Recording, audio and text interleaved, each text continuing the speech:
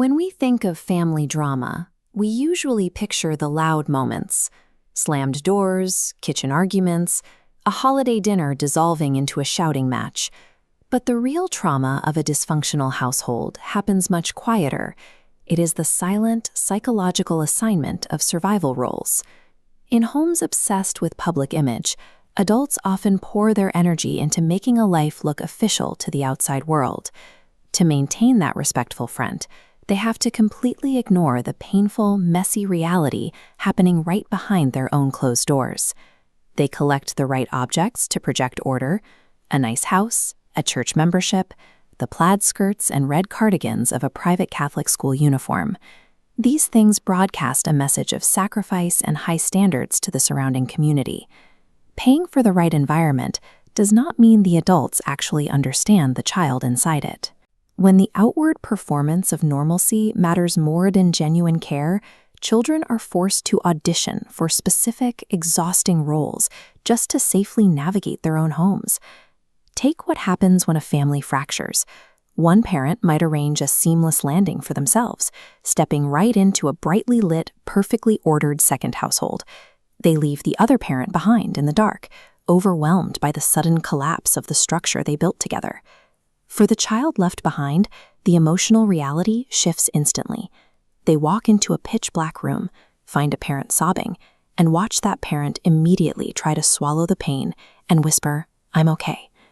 In that split second, the child realizes they are responsible for managing the adult's emotional state. They learn to constantly read the weather of the room. Is it safe to ask? Is there enough money? How to take up less space? They become what adults love to praise as an easy child. A peaceful child feels protected. An easy child is something else. A person who has learned that shrinking their own existence and needing less creates fewer emergencies for the adults they depend on. This rigorous training follows the child everywhere, even to the holiday table. Imagine an Easter dinner where an exhausted mother, struggling with chronic pain from a severe injury, drifts to sleep right in front of the family. Instead of asking what happened or offering to help, the surrounding adults use the vulnerable moment to hand down a contextless label. They turn the mother's pain into a final verdict, teaching the child to entirely misunderstand her.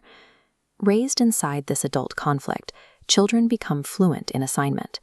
They map out the exact demands of every adult figure in their life. They learn quickly who demands silence, who fishes for information, and who requires blind loyalty to their version of events.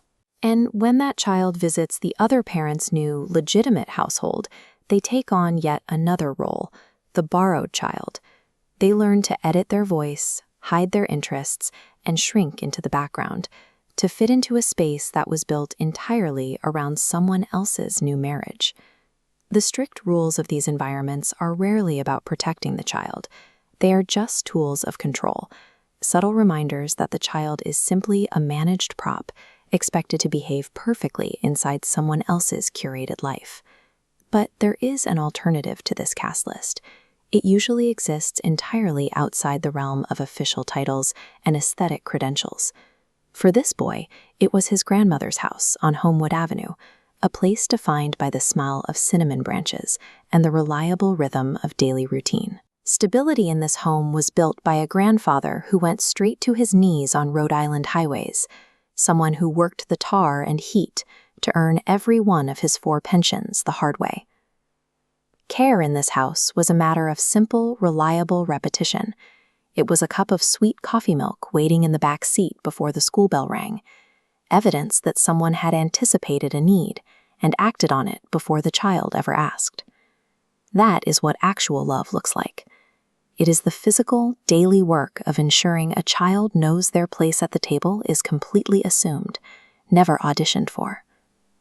We often look at these dysfunctional family dynamics and casually brush them off as normal childhood drama. But this is rigorous, deeply ingrained behavioral training that follows a person into adulthood. The family cast allows adults to change their roles entirely depending on the audience. A parent can play the hard-working, authoritative hero in public, then completely vanish when private responsibility gets too heavy. The children do not get that luxury. They are forced to stay locked in character, enduring the hypocrisy and navigating the shifting emotional weather, simply because they depend on those adults for basic survival. They stay in character because they still need a ride home. Recognizing that cast list as a performance designed to protect adults allows you to stop playing the role. When you see the choreography for what it is, you can start writing a story that actually belongs to you.